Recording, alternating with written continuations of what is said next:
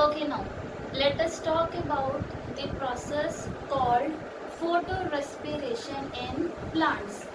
This photorespiration is different from the respiration process. Okay, as you know, in the process of respiration, there is release of energy. But in the case of photorespiration, it is a kind of wasteful process. In this process, there is no release of energy, no ATP, no NADPH, no sugar. Clear? Actually, what is happening in this process? Firstly, let me talk about Kelvin cycle for this. As we have done yesterday only the Kelvin cycle, the first step of Kelvin cycle, you know, there is carboxylation, that is fixation of carbon dioxide. You know, RUBP, that is ribisco biphosphate, ribulose biphosphate. It combines with CO2 that will come from the atmosphere, and it results in the formation of phosphoglycerate, 3-phosphoglycerate, that is PGA. Clear? Now, if I talk about this process, then this process needs an enzyme, and that enzyme is rubisco, that is ribulose biphosphate carboxylase oxygenase. So basically I can say this enzyme rubisco, it is functioning as both. It can function as carboxylase or it can function as oxygenase. It depends upon the concentration of oxygen and CO2.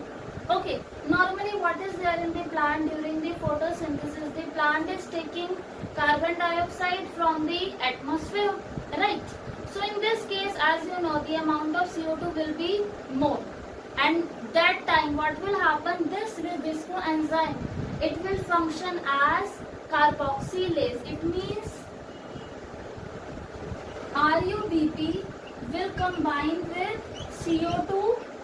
Why? Because this enzyme is working as carboxylase as the concentration of CO2 is more. So rubisco will work as carboxylase in this case, which results in the formation of two molecules of phosphoglycerate. Clear? From one molecule of CO2, there is formation of two molecules of phosphoglycerate when rubisco enzyme is there. Rubisco is the most abundant protein in the nature. But as you can see in this case, it is working as carboxylase as the concentration of CO2 is more. But sometimes, especially in case of C3 plants, the concentration of oxygen is more. So what happens at that time? This rubisco, it starts working as oxalase enzyme. Here it is working as carboxylase, right? But sometimes if the concentration of oxygen is more, then this ribisco enzyme will start functioning in a different way. Now actually why photorespiration does occur, why the concentration of O2 becomes more sometimes. As you know, the plants, they are taking the carbon dioxide with the help of stomata only. And stomata, it performs two functions. Exchange of gases, along with that it is responsible for the process of transpiration, that is losing the water in the form of water vapor. So sometimes what happens, the transpiration rate is more. So in order to avoid that, the plant closes the stomata. Now just think of a condition, if the plant will close the stomata for some period of time, then CO2 from the outside would not be able to come inside the cell. As a result, the concentration of CO2 will decrease. But the cells of the mesophyll, the chloroplast containing cells, they are performing the photosynthesis. They are releasing the oxygen. So basically what is happening when the stomata is closed? The CO2 is not able to enter in the plant, but the O2 is being generated. So at that particular period of time, I can say the concentration of oxygen increases and the concentration of carbon dioxide decreases. So at that time, there occurs another process, that is photorespiration. Am I clear? It is a totally wasteful process. There is no release of energy, no sugar and nothing. Okay. So as in case of photorespiration, the rubisco will start working as oxygenase enzyme instead of carboxylase. Clear? Now let us start the reaction.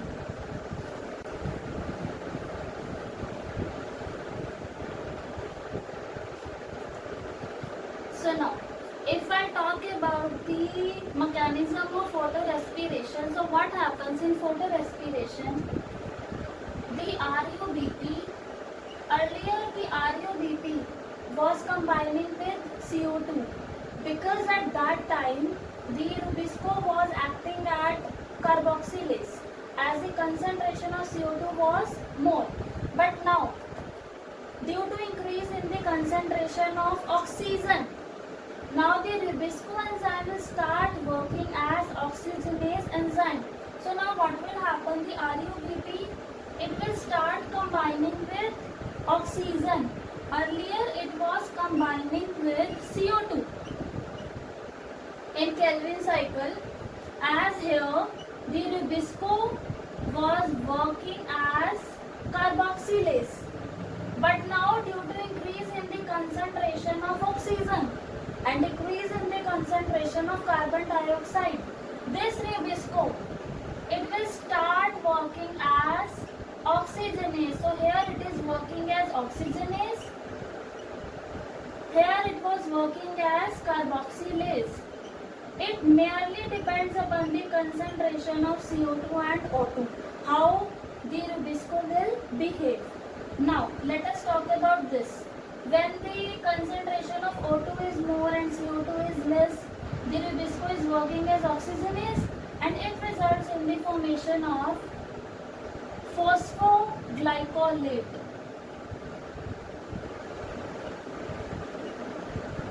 Along with one molecule of PGA. You know here two molecules of PGA were formed. So here basically this phosphoglycolate which is formed, it is a totally wasteful thing. At last there will be no formation of ATP, no sugar, nothing. But here you know from these two molecules of PGA the Kelvin cycle will run and at last there will be formation of sugar.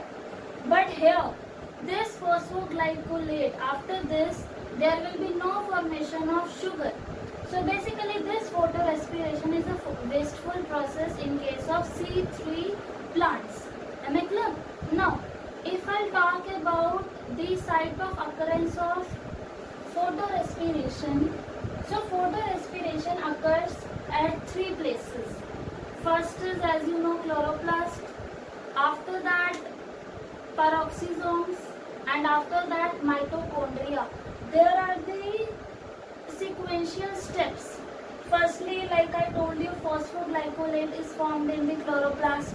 Now this phosphoglycolate, it will move to the peroxisomes. After that, there will be formation of one more product that will move to the mitochondria. So this is a sequential process, but still at none of these steps there will be release of energy or sugar. So it is a wasteful process.